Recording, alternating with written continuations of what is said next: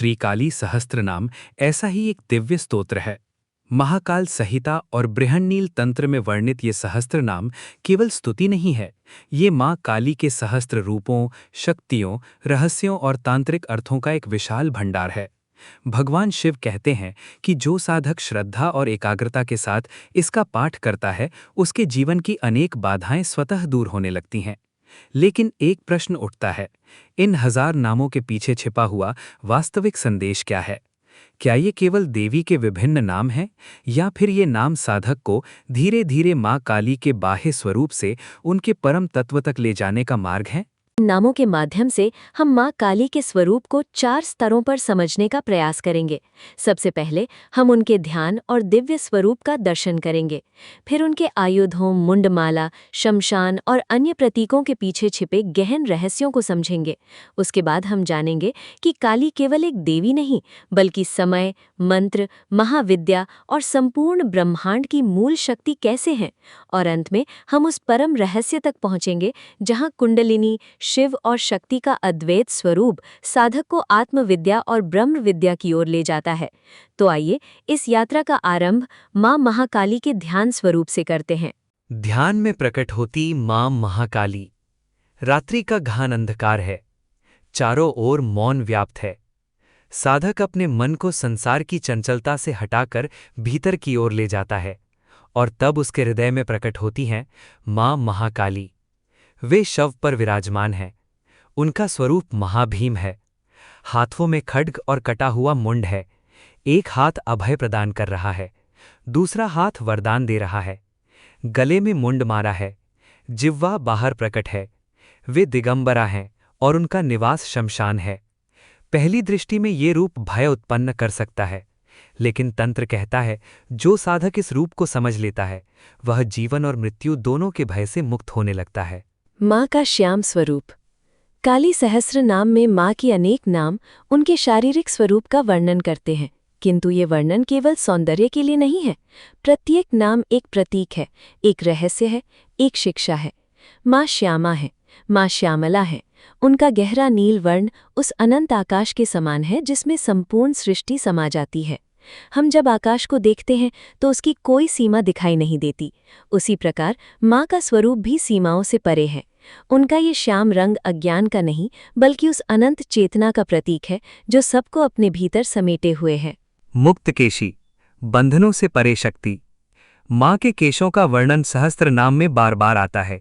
वे सुकेशी हैं, दीर्घकेशी हैं, महत्कचा हैं, और सबसे महत्वपूर्ण, वे मुक्त केशी हैं। खुले हुए केश केवल एक बाहरी विशेषता नहीं है, तंत्र में यह पूर्ण स्वतंत्रता का प्रतीक है। संसार में प्रत्येक जीव किसी न किसी बंधन में बंधा हुआ है। भय का बंधन, इच्छाओं का बंधन, अहंकार का बंधन और समय का बंधन।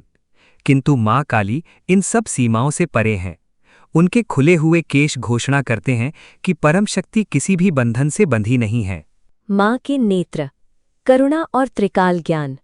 यदि माँ के स्वरूप में सबसे अधिक रहस्य किसी अंग में छिपा है तो वो है उनके नेत्र। वे विशालाक्षी हैं, उनकी दृष्टि व्यापक है। वे सुलोचना है, उनकी आंखों में करुणा का अथाह सागर है। लेकिन वे केवल 2 नेत्रों वाली देवी नहीं है, वे त्रिलोचना है। उनका तीसरा नेत्र सूर्य, चंद्र और अग्नि का प्रतीक है। ये 3 कालों का भी प्रतीक है, भूत, वर्तमान और भविष्य। जो हमारे लिए अलग अलग हैं, वे माँ के लिए एक ही सत्य के विभिन्न आयाम हैं। वे विरूपाक्षी हैं, वे कोटराक्षी हैं। उनकी दृष्टि उन सूक्ष्म सत्यों को भी देखती है जिन्हें सामान्य मन समझ नहीं सकता। इसलिए साधक माँ को केवल बाहर नहीं खोजता, वह उनकी दृष्टि से स्वयं को देखना सीखता है।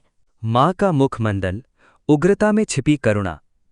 माँ काली के स्वरूप का सबसे अद्भुत पक्ष यह है कि उनमें विरोधाभास नहीं, बल्कि पूर्णता दिखाई देती है। जहाँ उग्रता है वहीं करुणा भी है, जहाँ संहार है वहीं संरक्षण भी है। वे प्रसन्न पद्मवदना है, उनका मुख खिले हुए कमल के समान शांत है। वे शरद एंदु प्रसन्नास्य हैं, शरद पूर्णिमा के चंद्रमा जैसी निर्मल। वे स्मितास्य हैं, वे स्मेर वक्त्रा हैं, अपने भक्तों को देखकर मंद मंद मुस्कुराने वाली जगन माता। माँ की वाणी। सहस्रनाम माँ को केवल शक्ति ही नहीं, वाणी का स्रोत भी बताता है। वे सुभाषिणी हैं, प्रिय भाषिणी हैं। उनकी वाणी मधुर है, ज्ञानमयी है। वे बहुभाषिणी हैं। संसार की सभी भाषाएं, सभी मंत्र और सभी वेदवाणियां अंततः उसी आदि शक्ति से प्रकट होती हैं। वे कलकंठी हैं। उनका स्वर कोयल के समान मधुर है। वे शोभन स्वरा हैं। उनकी वाणी साधक के भीतर आशा, शांति और जागरण उत्पन्न करती है। दंत, कालचक्र का प्रतीक। मां काली के दांतों का वर्णन सहस्त्रनाम में अनेक बार आता है। पहली दृष्टि में यह केवल उग्रता का संकेत प्रतीत होता है, किंतु तंत्र इसके भीतर भी एक गहरा अर्थ देखता है। वे घोर दंष्ट्रा हैं, वे महादंष्ट्रा हैं, वे युगदंतुरा हैं। उनके विशाल और तीक्ष्ण दांत यह स्मरण कराते हैं कि समय से बड़ा कोई विजेता नहीं।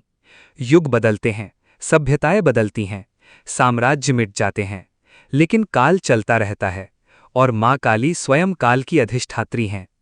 किंतु भक्तों के लिए यही देवी सुदति हैं। उनके दांत सुंदर हैं, प्रकाशमय हैं और अज्ञान के अंधकार को मिटाने वाली ज्योति के समान हैं। उग्र और सौम्य दोनों एक साथ। यहीं से काली सहस्त्र नाम का सबसे महत्वपूर्ण संदेश सामने आने लगता है।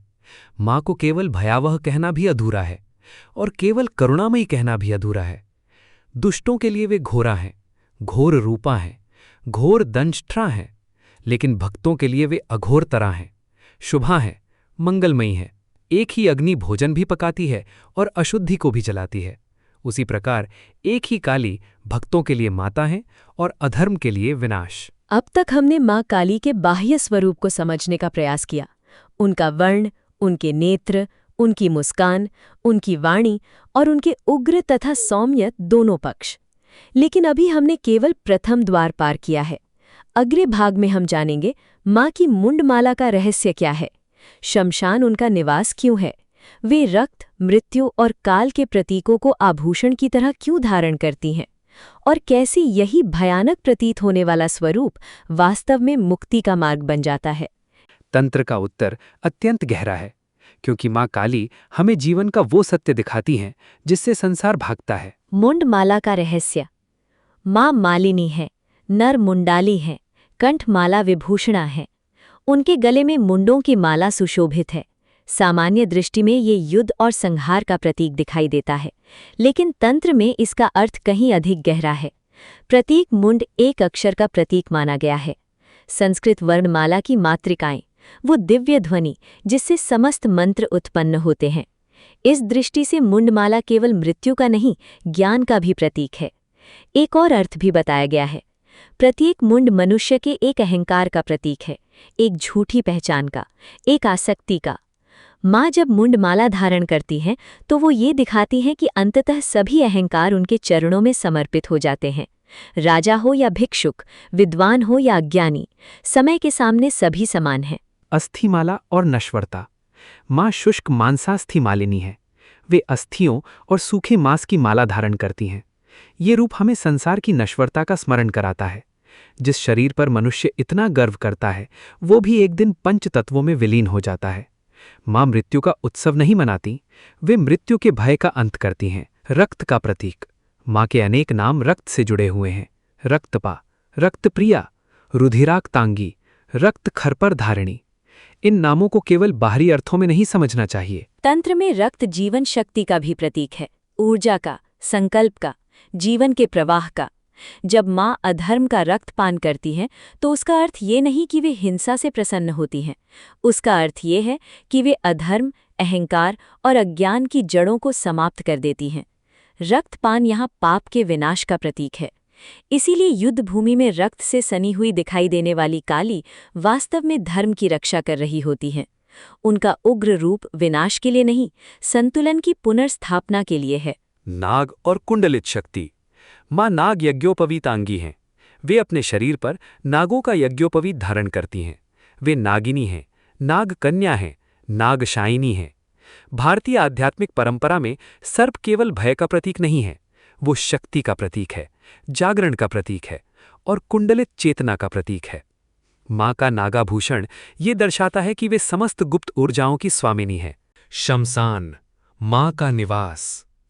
काली सहस्रनाम का सबसे प्रसिद्ध और सबसे गलत समझा जाने वाला प्रतीक है शमशान।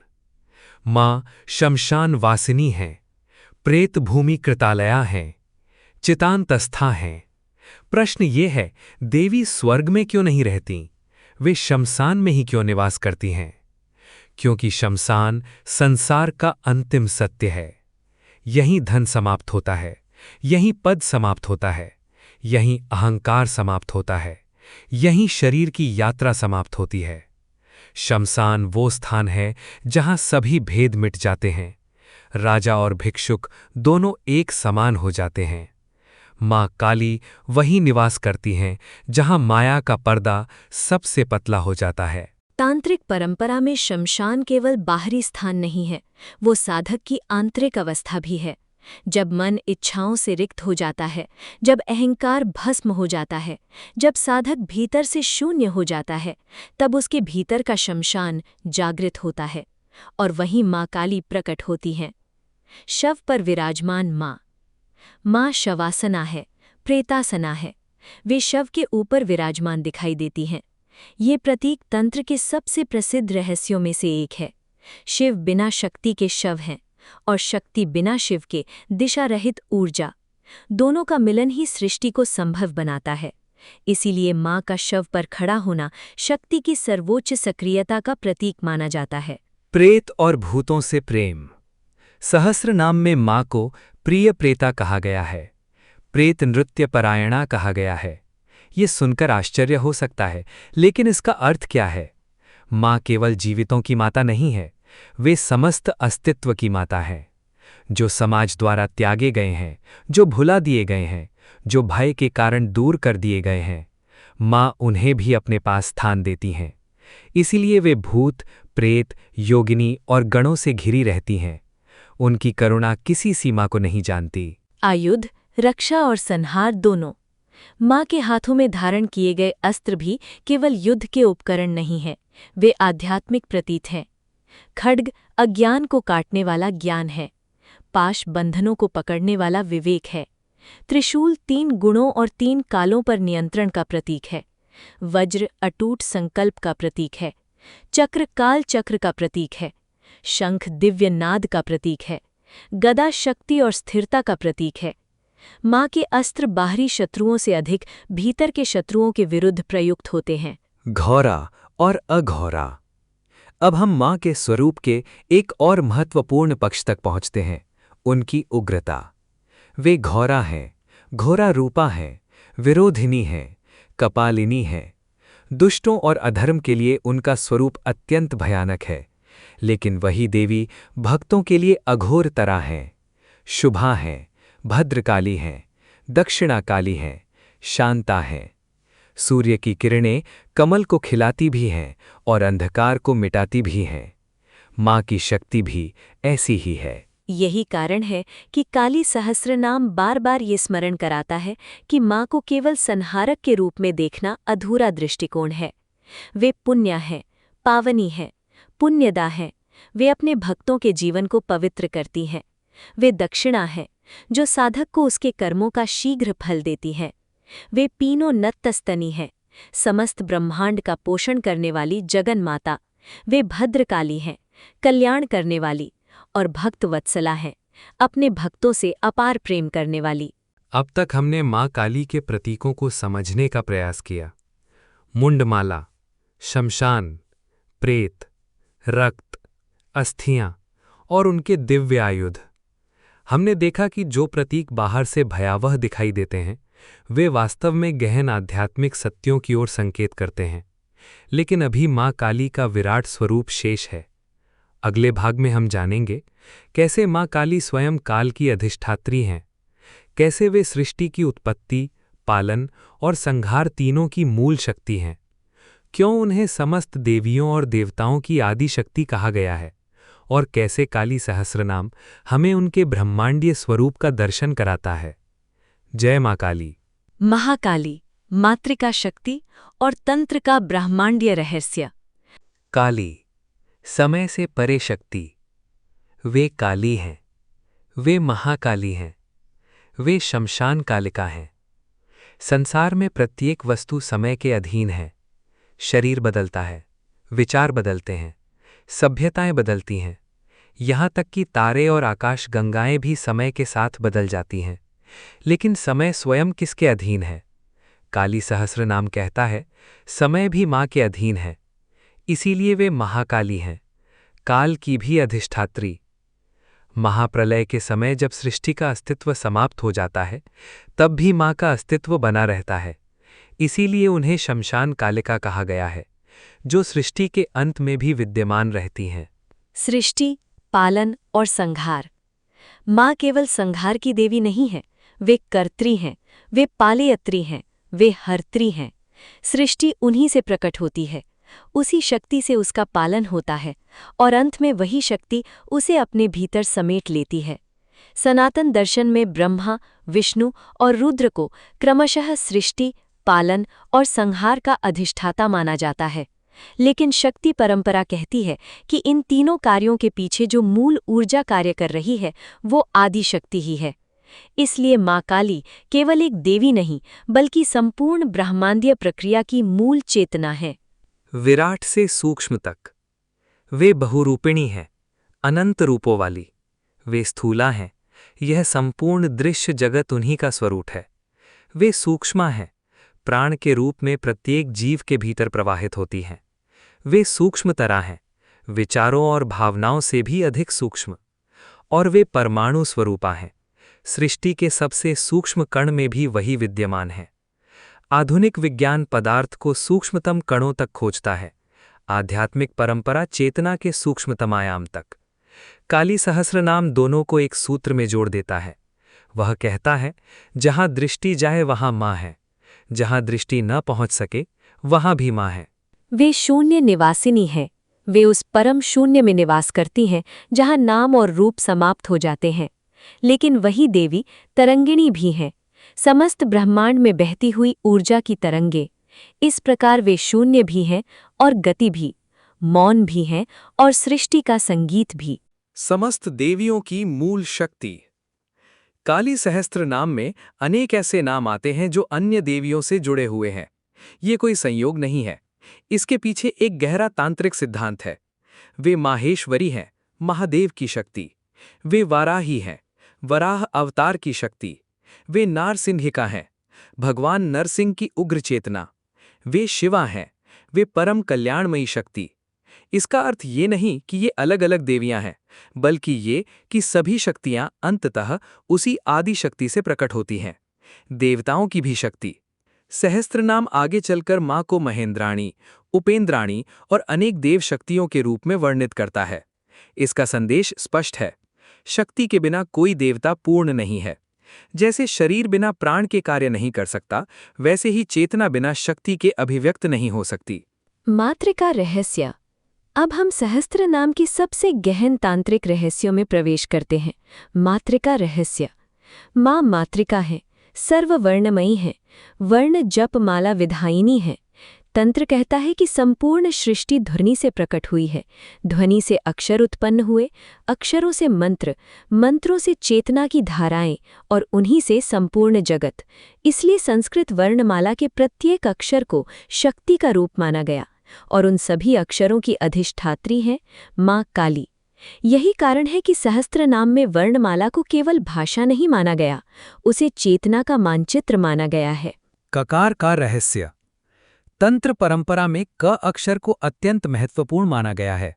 सहस्त्रनाम में मां को ककार वर्ण सर्वांगी कहा गया है, अर्थात उनका संपूर्ण स्वरूप ही दिव्य ककार तत्व से निर्मित है।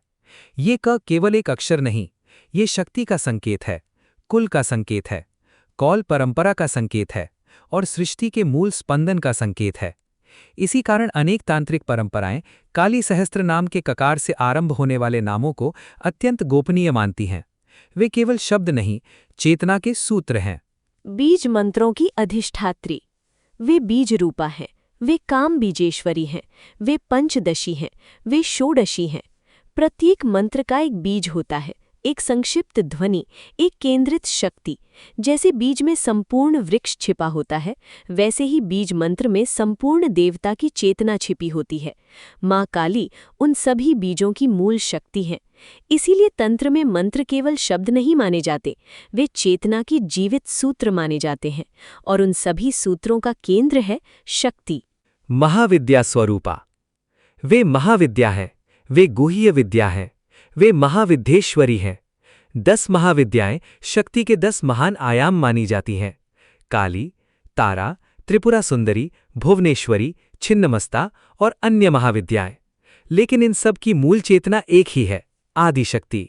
इसलिए सहस्त्रनाम मां को केवल एक महाविद्या नहीं कहता, वह उन्हें महाविद्याओं की भी अधिष्ठात्री कहता है।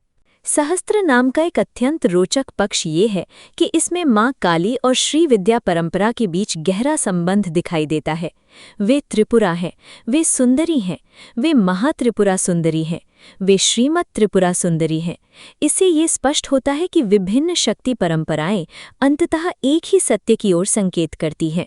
श्री चक्र का अधिष्ठात्री। अब हम तंत्र के सबसे पवित्र प्रतीकों में से एक तक पहुंचते हैं, श्री चक्र। वे बिंदु रूपिणी हैं, वे त्रिकोण निलया हैं, वे नवचक्रेश्वरी हैं, वे महाचक्रेश्वरी हैं, वे चक्रेश्वरी हैं। श्रीचक्र केवल एक यंत्र नहीं है, ये संपूर्ण सृष्टि और चेतना का ज्यामितीय मानचित्र है। इसके केंद्र में स्थित बिंदु शिव और शक्ति की पूर्ण एकता का प्रतीक है और उसी बिंदु में मां विराजमान है। अब तक हमने मां काली के ब्रह्मांडीय स्वरूप का दर्शन किया। हमने देखा कि वे समय से परे हैं, वे सृष्टि, पालन और संहार की मूल शक्ति हैं। वे अक्षरों, मंत्रों और महाविद्याओं की अधिष्ठात्री हैं और वे श्री चक्र के केंद्र में स्थित परम चेतना हैं। लेकिन अभी भी यात्रा पूरी नहीं हुई है। अगले और अंतिम भाग में हम जानेंगे कुंडलिनी का रहस्य क्या है, मां शरीर के चक्रों में कैसे निवास करती हैं, शिव और शक्ति का अद्वैत स्वरूप क्या है और क्यों काली सहस्त्र नाम अंततः साधक को आत्मविद्या और परब्रह्म की अनुभूति तक ले जाता है। कुंडलिनी शिव शक्ति अद्वैत और साधना का परम फल। ये साधक को उसके अपने भीतर भी ले जाती है, क्योंकि जिस शक्ति की खोज साधक बाहर करता है वही शक्ति उसके भीतर भी निवास करती है। यहीं से आरंभ होता है कुंडलिनी का रहस्य, शरीर के भीतर निवास करती शक्ति। मां केवल ब्रह्मांड में ही नहीं रहती, वे हमारे भीतर भी निवास करती हैं। वे कुंडलिनी हैं, वे मूलाधार निवासिनी हैं। मानव शरीर के मूलाधार चक्र में सुप्तावस्था में स्थित वह दिव्य शक्ति जिसे तंत्र कुंडलिनी कहता है, वह स्वयं मां का ही स्वरूप है। योग और तंत्र परंपरा के अनुसार मानव शरीर केवल मांस और रक्त का बना हुआ ढांचा नहीं है, यह चेतना का एक सूक्ष्म मंदिर है। इस मंदिर में अनेक ऊर्जा केंद्र हैं जिन्हें चक्र कहा जाता है। चक्रों की अधिष्ठात्री मां डाकिनी है, मूलाधार की शक्ति। वे राकिनी है, स्वाधिष्ठान की शक्ति। वे लाकिनी है, मणिपुर चक्र की जागृत ऊर्जा। वे शाकिनी है, आज्ञा चक्र की दिव्य चेतना। इस प्रकार संपूर्ण चक्र प्रणाली में वही शक्ति विभिन्न रूपों में कार्य करती है। साधक की आध्यात्मिक यात्रा वास्तव में कुंडलिनी की यात्रा है, नीचे से ऊपर, अज्ञान से ज्ञान तक, सीमित चेतना से अनंत चेतना तक। षट चक्र भेदन। वे षट चक्र भेदन करी हैं, अर्थात वो शक्ति जो साधक के भीतर स्थित 6 प्रमुख चक्रों का भेदन करती है। जब ये शक्ति जागृत होती है तो चेतना क्रमशः ऊपर उठती है और साधक के अनुभव भी बदलने लगते हैं। जो पहले केवल शरीर था वो अब ऊर्जा बन जाता है, जो पहले केवल मन था वो अब ध्यान बन जाता है। इड़ा, पिंगला और सुषुम्ना। सहस्त्र नाम में मां को इड़ा, पिंगला और सुषुम्ना के रूप में भी वर्णित किया गया है। ये केवल शब्द नहीं है, ये योग की मूल धारा है। इड़ा चंद्र स्वर है, शीतलता और अंतर्मुखता की धारा। पिंगला सूर्य स्वर है, शक्ति और सक्रियता की धारा। और इनके मध्य स्थित है सुषुम्ना, वह मार्ग जिसके माध्यम से कुंडलिनी सहस्त्रार की ओर आरोहण करती है। मां स्वयं इन तीनों धाराओं का संचालन करती हैं। सहस्त्रार और अमृत। कुंडलिनी की यात्रा का अंतिम लक्ष्य क्या है? वे सहस्त्र दल पद्मांता हैं, वे चंद्रमंडल वर्तिनी हैं। सहस्त्रार चक्र में स्थित 1000 दलों वाले दिव्य कमल के मध्य मां का निवास है। वहीं अमृत का स्रोत है, वहीं परम शांति है। वहीं पहली बार साधक अनुभव करता है कि वो केवल शरीर नहीं है, वो चेतना है। चेतना की 4 अवस्थाएं, लेकिन सहस्त्रनाम यहां भी नहीं रुकता। ये चेतना की अवस्थाओं का भी वर्णन करता है। वे निद्रा हैं, वे तंद्रा हैं, वे चिंत्या हैं, वे अचिंत्या हैं, जिनका ध्यान किया जा सकता है और जो विचारों से परे भी हैं। वे खेचरी हैं, वे तुरिया हैं, जागृत अवस्था, स्वप्न अवस्था, सुषुप्ति अवस्था। इन तीनों के परे एक चौथी अवस्था कही गई है, तुरिया, पूर्ण शांति, पूर्ण जागरूकता, पूर्ण एकत्व। काली सहस्त्रनाम कहता है वह अवस्था भी माँ का ही स्वरूप है। काल भैरवी और भैरवी स्वरूप। वे काल भैरवी हैं, वे महाभैरव पत्नी हैं, वे शमशान भैरवी हैं, वे पुर भैरवी हैं। भैरवी रूप हमें ये स्मरण कराता है कि माँ केवल करुणा ही नहीं है, वे साधना की रक्षक भी हैं। वे भय को काटने वाली शक्ति हैं। वे मृत्यु के द्वार पर भी साधक का हाथ नहीं छोड़ती। सहस्रनाम में आगे चलकर माँ के अनेक भैरवी रूपों का वर्णन मिलता है। आनंद भैरवी, परमानंद भैरवी, अमृतानंद भैरवी, ज्ञानानंद भैरवी। ये सभी संकेत हैं कि साधना का अंतिम फल भय नहीं, आनंद है। साधकों की जननी माँ साधकांतर्गता हैं। वे साधु नाम हृदय संस्थात्री हैं। वे साधका प्राण हैं। वे साधका नाम जननी हैं, अर्थात वे अपने भक्तों से दूर नहीं रहती, वे उनके भीतर ही निवास करती हैं। काली सहस्रनाम का ये पक्ष अत्यंत सुंदर है। जिस देवी को ब्रह्मांड की अधिष्ठात्री कहा गया, उसी देवी को साधक का प्राण भी कहा गया। यहाँ विशाल और सूक्ष्म एक हो जाते हैं। वे भक्त वत्सला हैं, वे साधक प्रियकारिणी हैं, वे साधकानंदकारिणी हैं, वे साधकारि विनाशिनी हैं, अर्थात वे साधना के मार्ग की बाधाओं को दूर करती हैं और साधक के हृदय को आनंद से भर देती हैं। सिद्धियां और पुरुषार्थ। सहस्त्रनाम माँ को सिद्धि का स्वरूप भी कहता है, लेकिन यहाँ सिद्धि का अर्थ केवल चमत्कार नहीं है। वे सिद्धि हैं, वे इच्छा सिद्धि हैं, वे सर्वार्थ साधिका हैं। साधना का प्रत्येक फल अंततः उन्हीं से प्राप्त होता है। धर्म, अर्थ, काम, मोक्ष, जीवन के चारों पुरुषार्थ उन्हीं की कृपा से सिद्ध होते हैं। लेकिन सहस्त्रनाम का अंतिम उद्देश्य केवल भौतिक उपलब्धियां नहीं है। उसका अंतिम लक्ष्य है आत्मज्ञान, आत्मविद्या और ब्रह्मविद्या। वे आत्मविद्या हैं, वे ब्रह्मविद्या हैं, स्वयं को जानने की विद्या, परम सत्य को जानने की विद्या। जो साधक माँ के नामों के माध्यम से भीतर उतरता है, वह धीरे धीरे अपने वास्तविक स्वरूप को पहचानने लगता है। और अब हम काली सहस्त्रनाम के अंतिम और सर्वोच्च रहस्य तक पहुँचते हैं। शिव और शक्ति का अद्वैत। वे रुद्राणी हैं, वे शर्माणी हैं, वे मृडाणी हैं, वे महाकाल की शक्ति हैं, वे काल भैरव की शक्ति हैं। लेकिन सहस्त्रनाम इससे भी आगे जाता है। वो माँ को लिंग रूपिणी कहता है, लिंगस्था कहता है, लिंगा लिंगा कहता है, अर्थात वे शिव में स्थित भी हैं और स्वयं शिव का स्वरूप भी। यहाँ शिव और शक्ति दो नहीं रह जाते, चेतना और ऊर्जा दो नहीं रह जाते, साधक और साध्य दो नहीं रह जाते। सभी भेद धीरे धीरे विलीन होने लगते हैं। अद्वैत का परम रहस्य। वे अद्वैता हैं, उनके समान दूसरा कोई नहीं। वे परम ब्रह्म कुटुंबिनी हैं, समस्त ब्रह्मांड को अपना परिवार मानने वाली। वे सर्वकालोद्भवात्मिका हैं, भूत, वर्तमान और भविष्य तीनों कालों की मूल चेतना। वे शून्य भी हैं, वे पूर्ण भी हैं, वे काल भी हैं, वे कालातीत भी हैं, वे भय भी हैं और भय से मुक्ति भी, वे मृत्यु भी हैं और अमरतत्व का द्वार भी। भगवान शिव इस सहस्त्रनाम की महिमा का वर्णन करते हुए कहते हैं, ये गुप्त से भी अत्यंत गुप्त, महान पापों का नाश करने वाला और साधक को देवी के परम पद तक पहुंचाने वाला दिव्य मार्ग है। जो साधक श्रद्धा से इसका पाठ करता है, जो इसे सुनता है, जो दूसरों को सुनाता है अथवा इसके अर्थ का मनन करता है, वो धीरे धीरे अपने भीतर के बंधनों से मुक्त होकर माँ कालिका की कृपा का पात्र बनता है। माँ केवल शब्दों से प्रसन्न नहीं होती, वे साधक के भाव को देखती हैं। इसीलिए शिव कहते हैं कि चाहे कोई श्रद्धा से या अश्रद्धा से भी इस स्तोत्र का आश्रय ले, भगवती कालिका उसकी उन्नति का मार्ग प्रशस्त करती हैं और उसे उसके योग्य फल प्रदान करती हैं। जो संतान की कामना करे उसे संतान प्राप्त हो, जो संकटों से घिरा हो उसे मार्ग मिले, जो सिद्धि चाहे उसे साधना का बल मिले और जो मोक्ष चाहे उसे देवी अपने परम स्वरूप की ओर ले जाएं। किंतु इस सहस्रनाम का सबसे बड़ा संदेश केवल इच्छापूर्ति नहीं है। शिव आगे कहते हैं कि साधक को गुरु, विष्णु, महेश और महेश्वरी में भेद नहीं देखना चाहिए। जो सब में एक ही चेतना, एक ही शक्ति और एक ही परम तत्व का दर्शन करता है, वही सच्चा शाक्त है, वही सच्चा शिवभक्त है और वही वास्तविक वैष्णव है। माँ काली का अंतिम उपदेश अद्वैत है। वही शक्ति ब्रह्मा में है, वही विष्णु में है, वही शिव में है और वही शक्ति प्रत्येक जीव के हृदय में स्पंदित हो रही है। जब साधक इस सत्य को पहचान लेता है, तब उसकी साधना बाहरी उपासना से आंतरिक अनुभूति में परिवर्तित हो जाती है। उसके लिए भुक्ति और मुक्ति दोनों सहज हो जाती हैं। धन, यश, बुद्धि, भक्ति और कल्याण उसके जीवन में स्वयं उपस्थित होते हैं।